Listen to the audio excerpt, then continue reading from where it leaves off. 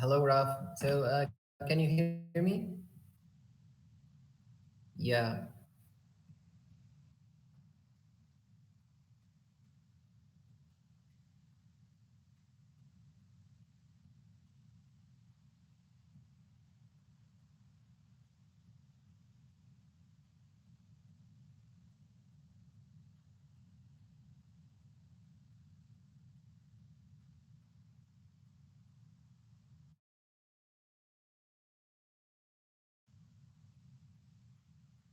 Okay.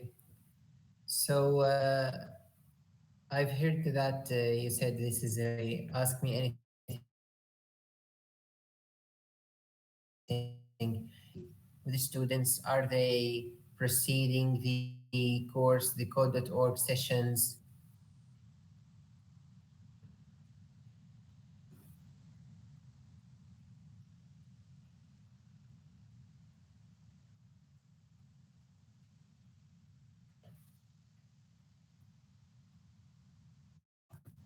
Yeah.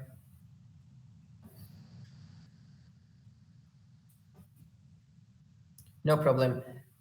Just please, Raf, just ensure that my connection is good for you, and I am not like flickering or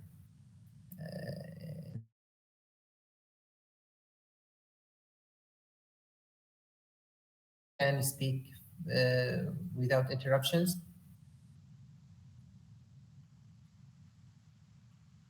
Okay. So, would you prefer me to start talking or getting some questions? Actually, I'm open today for whatever you want. I'll share something also.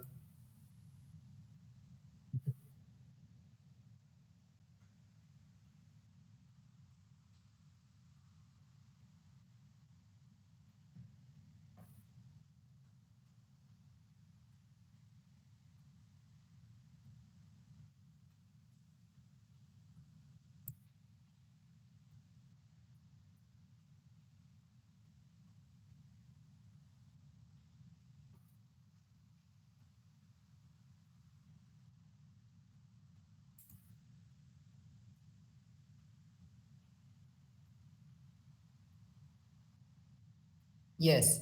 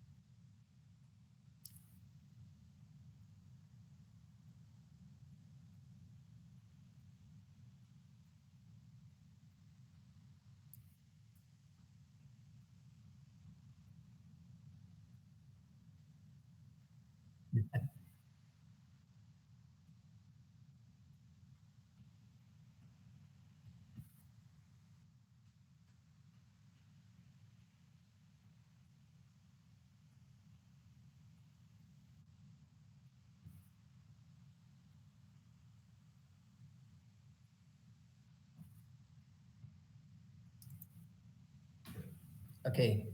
I'm Mostafa from Syria, and I've been working for Celosis for 5 years. And I'm currently doing some Python coding and stuff. Uh, I've been working with Rafael and Hussam for the Ghana sessions like 1.5 or 2 years um, between working and preparations, and we hope you are grasping some software ideas or some logic here and there. But I wish always to hear from you on the WhatsApp group, or even if you like to get some direct connection on the WhatsApp. Okay, so let me start showing you something I've just prepared. Oh no, sorry, not this. Okay, so you can see my screen, right, Raf? It's shared for the students. Okay, so let's start just talking about what programming really is. It's actually just giving instructions to the machine. In that simple, giving instructions to machines is what we call programming. So instead of just having like human guesswork, like you can see here, if you want to prepare a sandwich, so what would we do? Just make the sandwich, maybe add some cheese, maybe we can stuff everything together. This is not exact instructions, so shift your thinking to exact instructions, because machines are dumb, they don't think, they just follow instructions in a let's say very precise way. So what would the machine do if it would do a sandwich? It will follow exact instructions. So now this is precise but not really extremely precise, but let's imagine that it will take two slices of bread. So it's not just take bread, it's take two slices of bread. And if we want to be more precise, we have to just calculate the size of this piece and what do we mean by bread? Is it any kind of bread or whatever? Apply a specific grams of butter to one side of each slice. Place one cheese slice on the buttered side. Place slice two on top and then press it firmly. Okay, so this is just the kind of how we talk to machine, like trying to be more precise than normal human talking. So a program is an ordered instructions.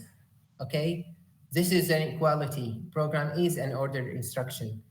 So whenever you solve some code.org and putting instructions in precise way, following each other's, that's it. This is a program. And be always attentions that computers are literals. They don't assume something, they don't imagine something, they are following the instructions exactly as it is. So it will not invent a way to solve the problem. It will follow the instructions. Okay, that's it. So if just is slight compare between human versus machines, humans use context and intuition. You have previous experience, you might think of what we are going to do now, but machines need explicit and ambiguous commands to follow. Okay, so imagine if we just want to write instructions and then we blow up the instructions. Like, okay, imagine here that there's students trying to write steps to making sandwich, and then you just missed something, and you said, okay, put the sandwich up. You would not put it on your head, but machines might do this because they don't really know what do you mean by up. So this is might be ambiguous, and it might not be so precise to a machine to do. So let's move on to, let me see here. Okay. I think you've seen the code.org that you want to put some instructions to solve a problem. And actually, problem solving is a much bigger concept to follow, but let's talk about the sequencing. So you might see by now that order does matter. When you put move forward before turn right, it's different if you put turn right then move forward. Of course, it might get you to another path. So look at this image. Here, for example, you want to move forward, then turn right, and then you move forward, turn left, and so on. So if I just put an incorrect sequence, it will not reach the goal, right?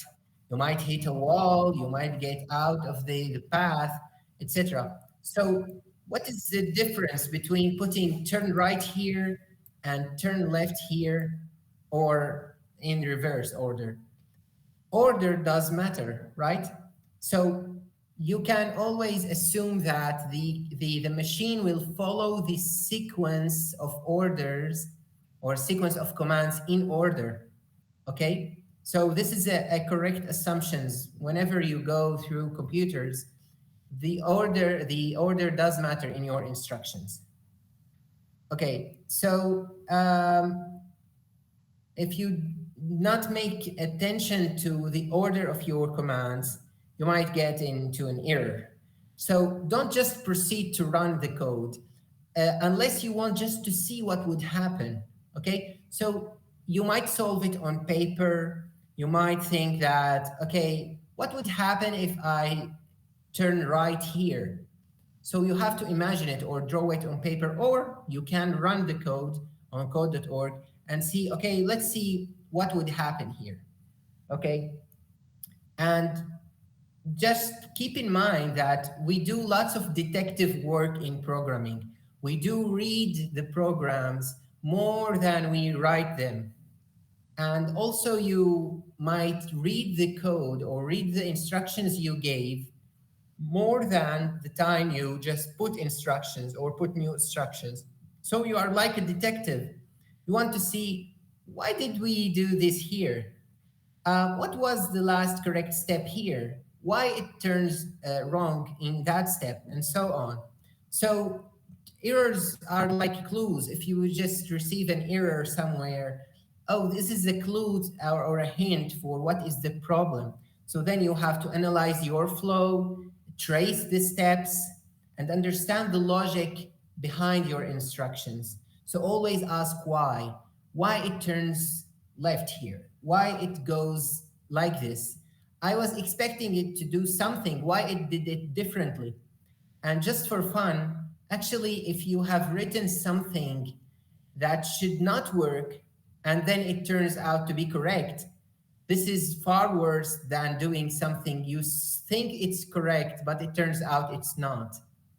I mean, if I just like squeezing my mind to come up with a solution, it's normal that the solution might not work. But what is unusual is to do something that should not work and it turns out to be correct. Then must be, yeah, it's like a disaster because you don't understand what happened. Then you just kept your faults down there. Mhm.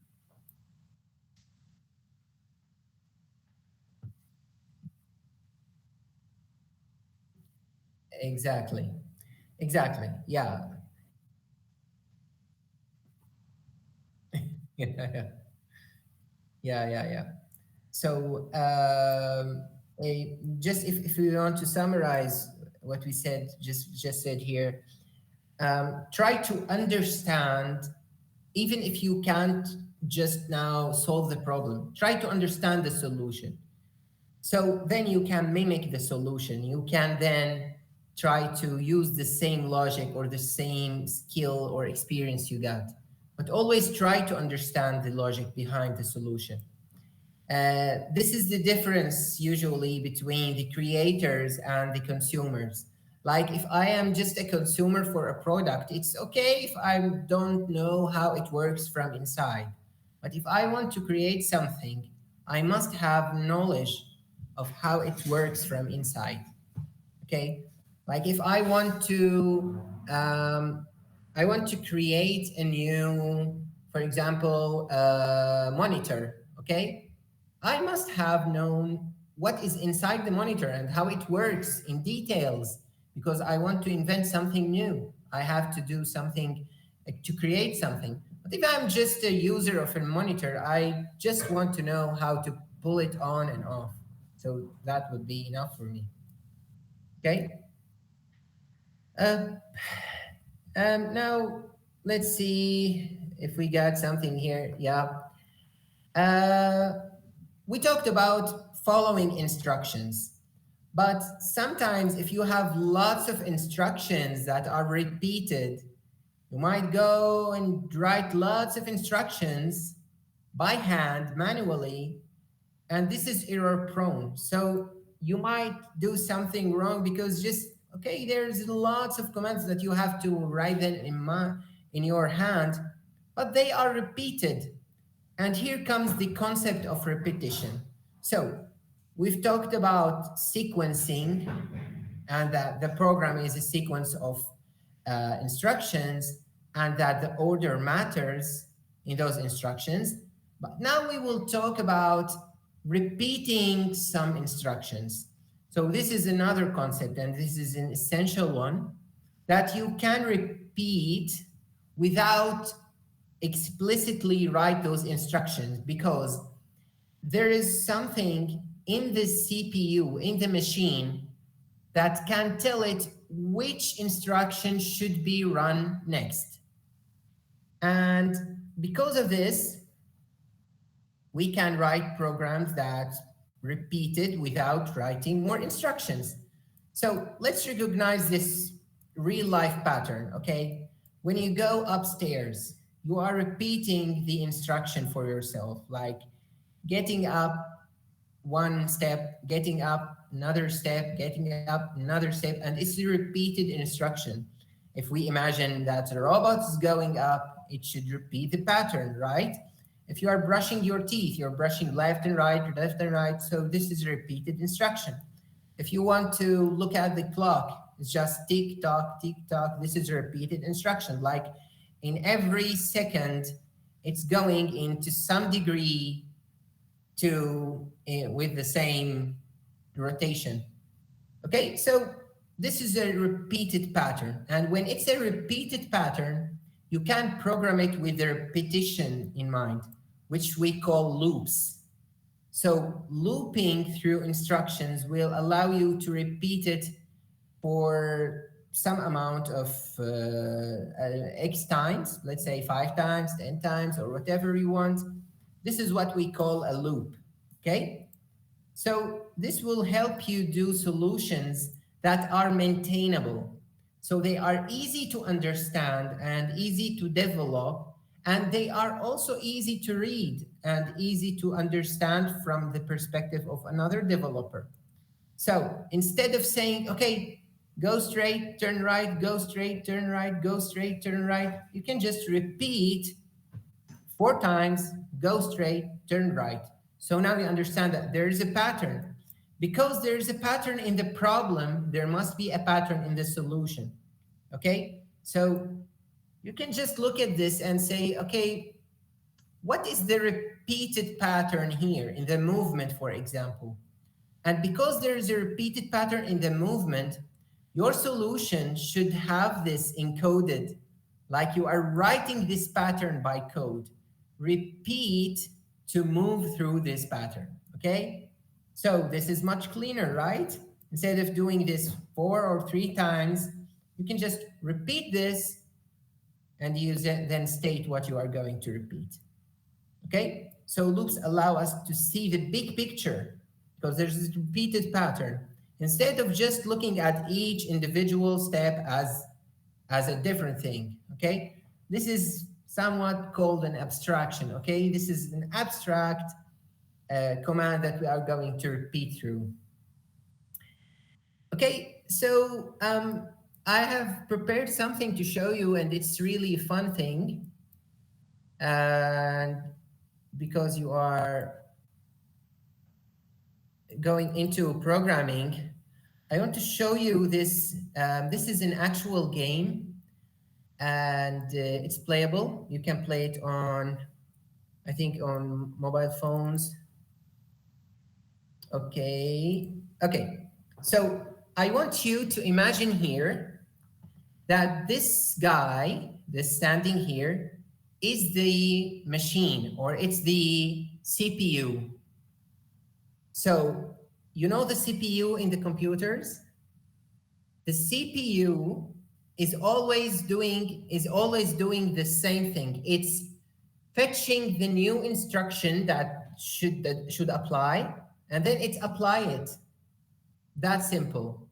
And you can see here inbox, outbox, copy from, copy to, add, jump. Those are the instructions for the CPU. And they are, by the way, actual instructions. So you have something to get from the inputs. Like I'm getting something from the keyboard, I'm getting mouse clicks, I'm getting something from the camera or the microphone. Those are inputs. And there's something for the outputs. It's like getting something as an output, like sending some letter to the screen, you can read it, or maybe printing something in the printer. Maybe you want to send some sound as an output. So it's just like this in inputs and outputs. And by copy from and copy to, it's working with the memory because the CPU can't do much without a memory. So you can see here there's a mattress or a grid on the floor. It's like a memory. You can get some input and store it for a little bit on this mattress or on this grid. Okay, this is the memory.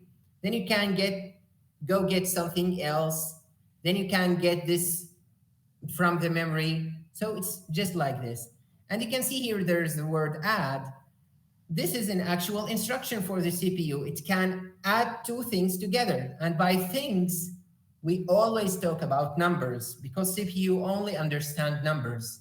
Then it might convert to a color, it might convert to a sound, it might convert to something else, but it's basically numbers. So if a CPU want to work with numbers, of course we can do it. And here you can see jump. This jump is different than the normal physical jump. It's actually a jump to another instruction, like looping. When you go loop, you say, okay, you did this instruction number one, you did instruction number two, now jump again to instruction number one, and then go to instruction number two, then jump again to instruction number one. So this is what jump look like. And there is a conditional jump. This is inside the CPU. Those are actual instructions. So if you are handling a zero, then jump. If it's not zero, don't jump to another instruction. So this would eventually come to instructions we called conditionals. So I'm not assuming you are going to solve something here. I just want you to imagine how the CPU is working from inside, okay? So I will show you here a program. You can see it, okay? And you will see now how it will execute it. You can see here the CPU is getting a number from the input, then it's deciding whether to jump if zero or not, and then it will put it on the outbox. So it's just a simple program. And this is a small CPU human. You can see it's doing something. Okay? I can, yeah,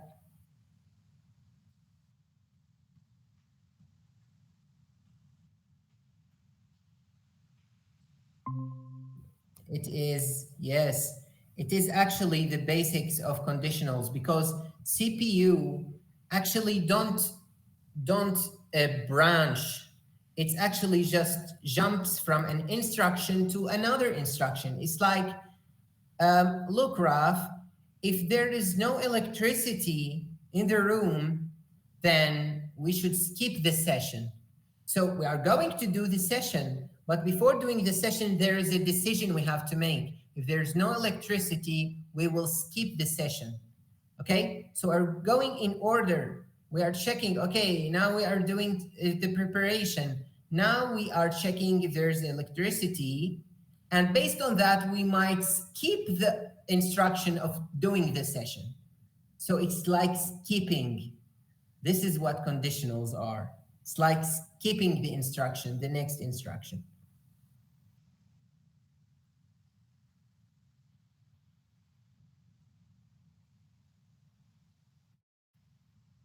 Yeah, yeah, it's just skipping.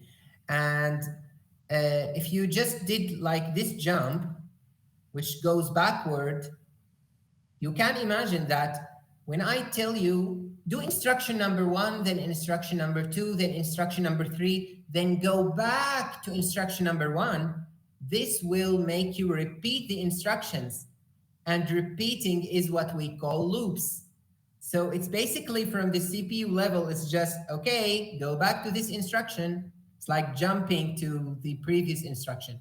This will make loops. So in CPU, loops are jumps backward.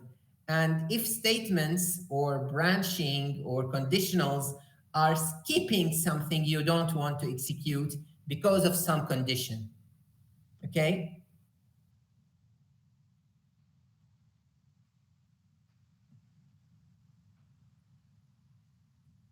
Yes.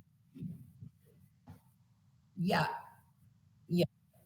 Yeah. And you can see here the green arrow. This is actually an actual CPU feature. It's an arrow, or let's say a pointer, that is pointing to the next instruction that's going to apply. So there is always a number, you can see here, for example, 03, a number in the CPU memory that's telling it the next instruction is instruction number 3. So the CPU actually go to instruction number 3 and apply it. And applying the instruction is so naive for the CPU. It's just like copy this value from the memory, put this value in the memory, add two numbers together, subtract two numbers from each other, and so on. It's so naive. But this is basically everything that the CPU can do. But on and on, it goes to the next instruction, and then the next instruction, and then the next instruction. Even jump is an instruction. But this instruction, what's the difference? This instruction will affect the pointer itself, the pointer of instructions. So it's like the next instruction now is not 6 or 7. No, it's 1. So this is it. This is how it works from inside. And yeah, if someone wants to play with this game, it's available online. Yeah, yeah, it's called Human Resource Machine, and you might find some cracked version of the APK somewhere because it's like $2 or $3 on the App Store. But it's there. Yeah, you can see. I'm blocked because I'm Syrian, not because it's something to be blocked. Okay, so it's called the Human Resource Machine, but I might recommend something simpler if you'd like to. But I will send the name anyway. Oh,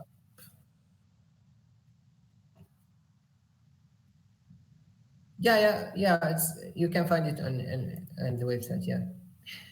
Okay. I want to show you also another game. Actually, those games are good for learning and for practicing. Okay, so this is called Spritebox, and I'm just here to show you that it's also, yeah, yep, please.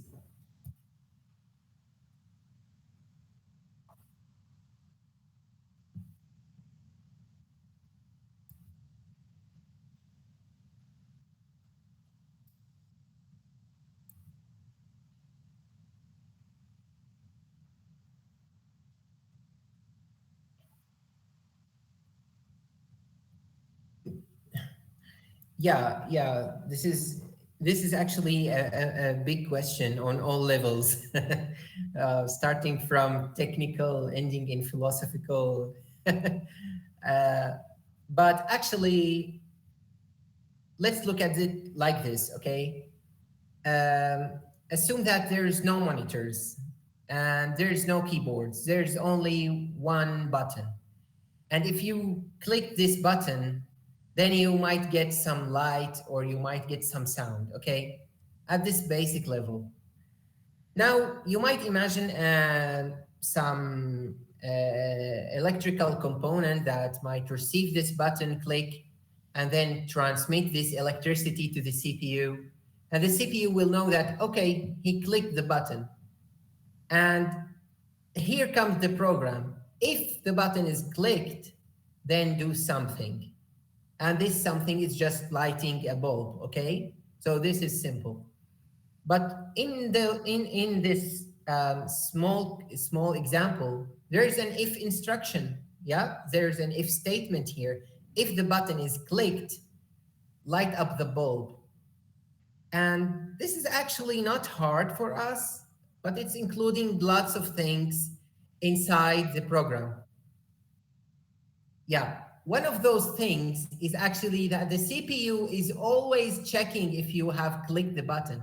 So it's like, did he click the button? No. Okay, do nothing. Did he click the button? No. Okay, do nothing. Did he click the button? Yes. Okay, then light the bulb. But how it will be going to light a bulb? It knows only numbers, it knows only electricity, okay? So it's just like, okay, just make this memory field, instead of zero, make it one. Okay, so it's just like this. And this one is actually some electricity. Imagine it like this. So if there's an electricity here, the light bulb will light up. But there's if statements there. There's a loop to check this sensor for the button. And there is a memory that's storing the value of the button. So you can imagine it like this. But we can maybe develop a better mental model next if you would like to build up from basic instructions through something that seems to be more human. Like if I'm looking at a game, I'm playing a game, how is this game encoded inside?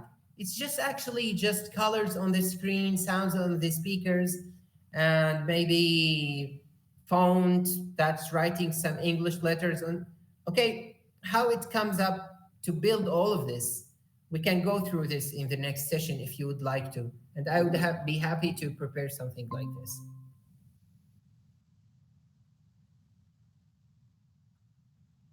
Yeah, yeah, yeah. Why not? Okay, so let me show you another example here.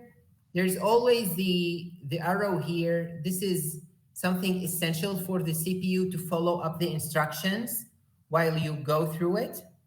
Okay, you can see here the arrows going through the instruction that you are trying to do. Okay, so let's try. He's trying to jump, but he have to build up a stair here. And to build up a stairs might do some program for this. Okay, okay. So this is simple program. It's just program to put a block here. Okay, so if he put a block, he would be able to go through the level. Okay, let's see here another one. Okay, so here we are trying to put a block here to skip up the level. And look at how order matters. If you just put the block then go down, the block would be in the wrong place. But if we just go left and go down, down, then put the block, then choosing the correct order will solve the problem. So you can see here, it's instructions, ordered instructions, okay? And then the CPU or the computer is applying them precisely. So this is just another example here, okay? So yeah, this is just a smaller one. And we can go through now, continuing what we started.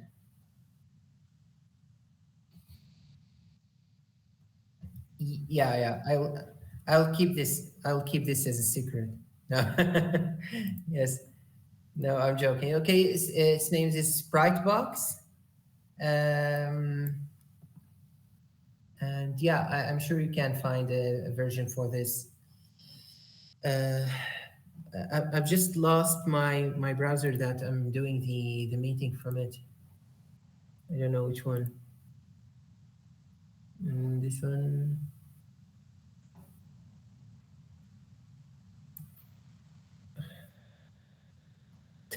I don't know how to find it. It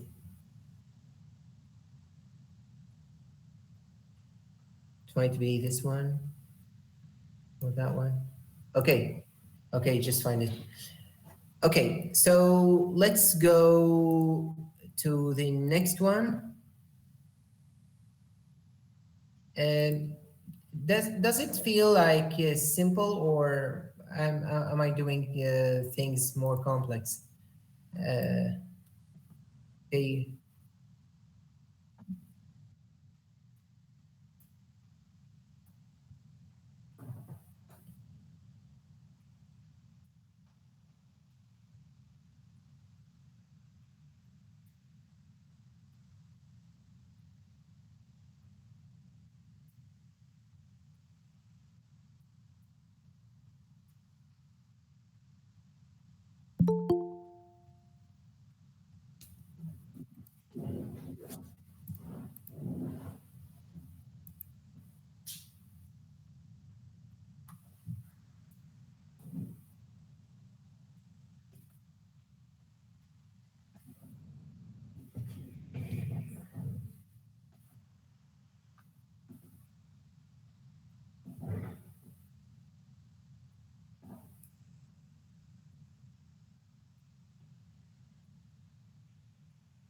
okay.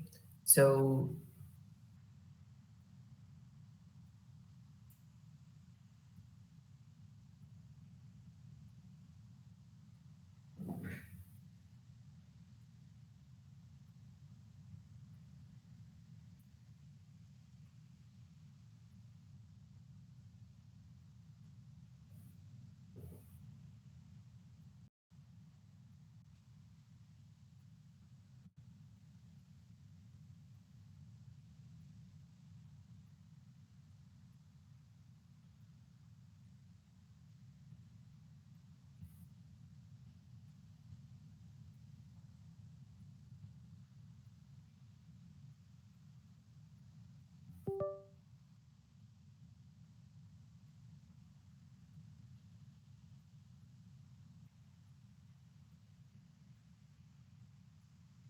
have you taken a question?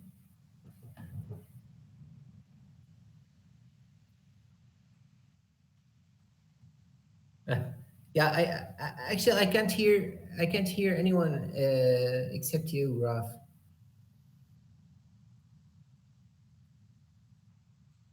Okay, okay.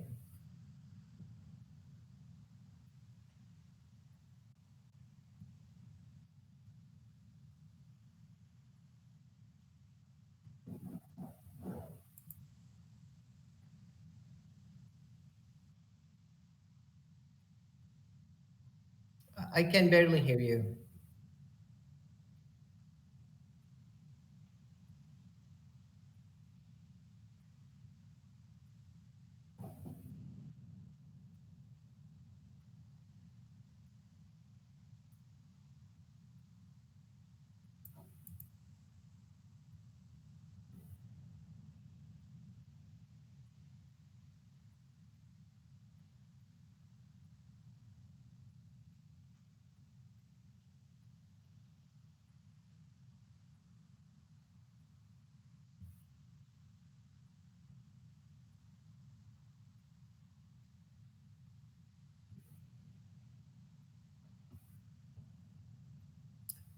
Yeah, but if you repeat the question again, it would be better for me.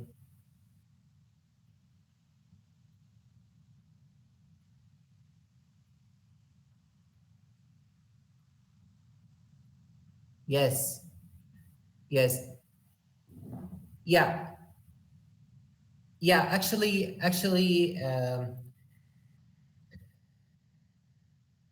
Yeah.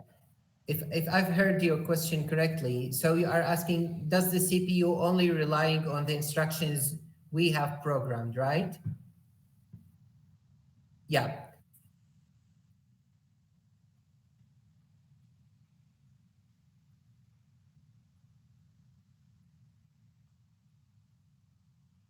Yes. In each application alone, there's only the instructions inside this application. But under the application, usually there is the operating system. So the operating system is also a program, and it have its own instructions. And one of these instructions is to execute your program. But usually programs communicate between each other. So it's like, for example, I'm now opening a browser, and this browser requested an internet connection. So it's asking the operating system for the internet connection. There's many inputs there, like the internet connection, like my camera. So it's asking the operating system for the access to the camera. It's asking the operating system to the access to the microphone.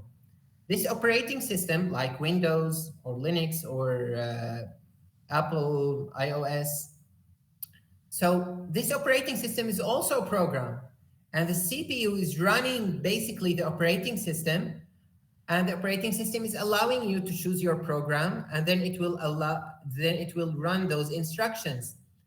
So yes, you are absolutely correct. The CPU will always run the instructions in the programs and nothing else, because there is nothing else. Okay?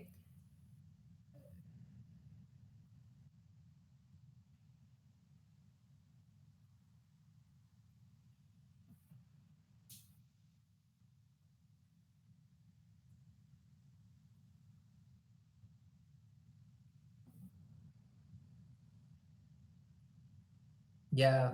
Yeah.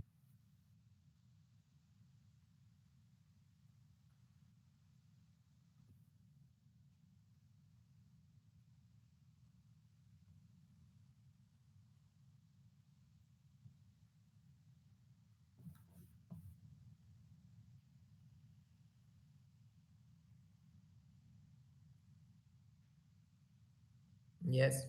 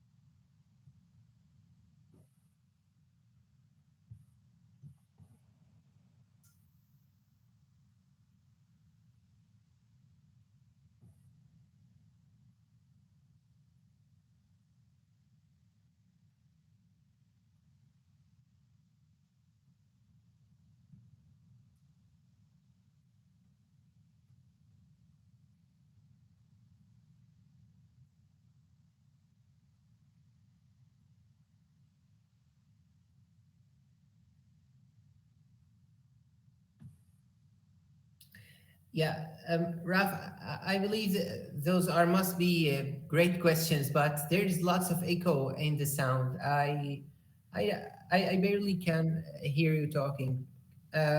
Maybe if you just get near to the microphone of the laptop and then repeat the question. Excuse me for this.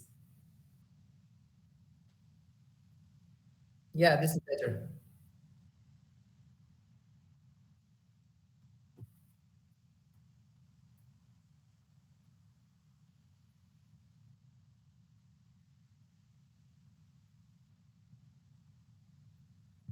No, no. CPU will always execute basics calculations, even if um, the application, the higher level application, is doing what it seems to be natural language processing, but the CPU down there is only executing numbers, is just doing calculations, conditional checks. Is this number bigger than that number or not? This is basically everything that the CPU did and doing and will do. Okay?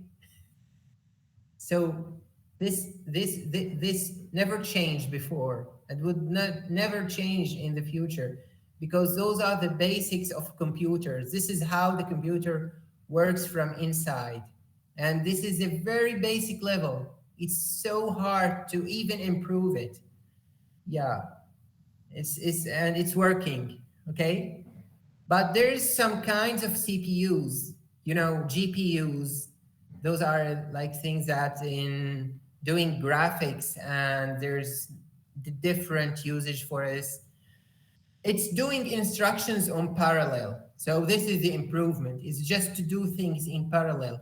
Like there's lots of small CPUs that's doing tiny, tiny instructions, but it's doing it in parallel. And there is actually a very, very good illustration of the difference between CPU and GPU. Uh, like it's basically like if you are going to render an image, if you want to draw an image, then you have to draw it pixel by pixel with the CPU, while the GPU will do it on parallel. So look at that video. This is a CPU, okay, trying to draw a smiley face, while the GPU, which is just CPU on parallel, lots of CPUs in parallel, will draw the whole image at once with one shot. Okay? So it's just like throwing all the pixels at the same time to draw the image.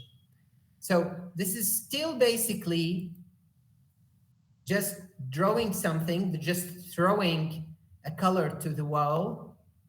But instead of doing it sequentially, one by one, there is like 10,000 CPUs at one time throwing each one the color that it should be.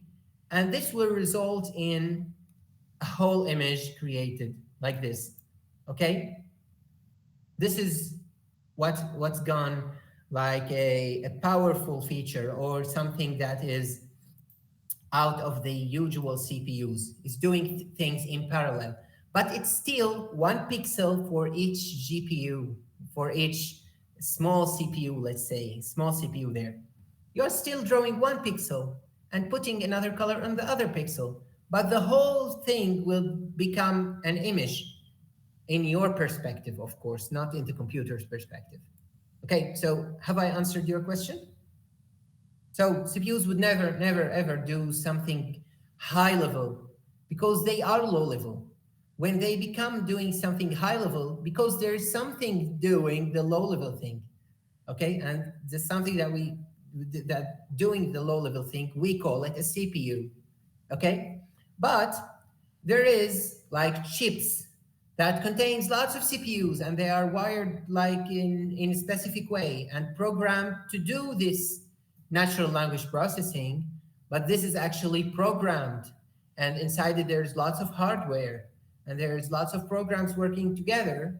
And at the base level, there's this CPU that's doing these mathematical things, just adding and subtracting and multiplying and moving a number from a memory place to another memory place, copying things together. So this is basic level, a low level. Okay, but this is the logic behind all the programs that you can see. Okay.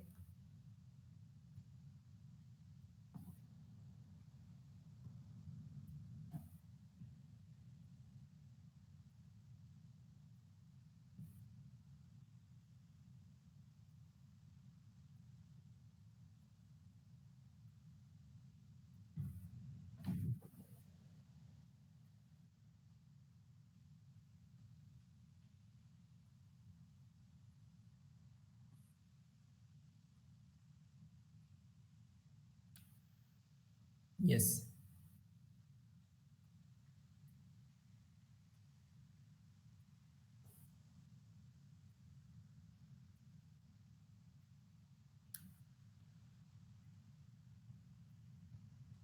Yes. Yes. Yes.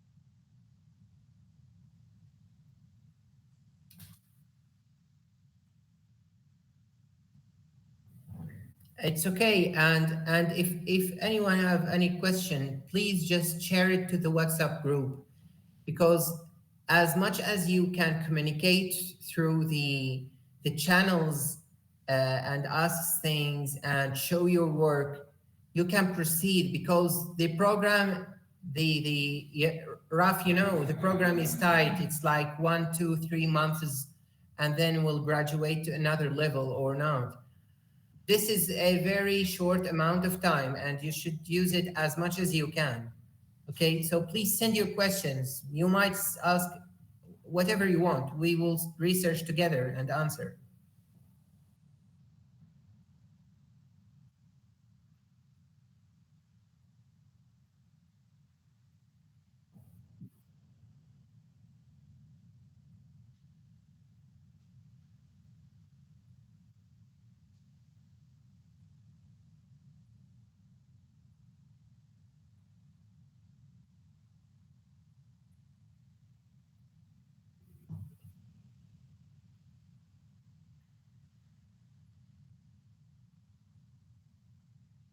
Yeah, you're welcome. You're most welcome.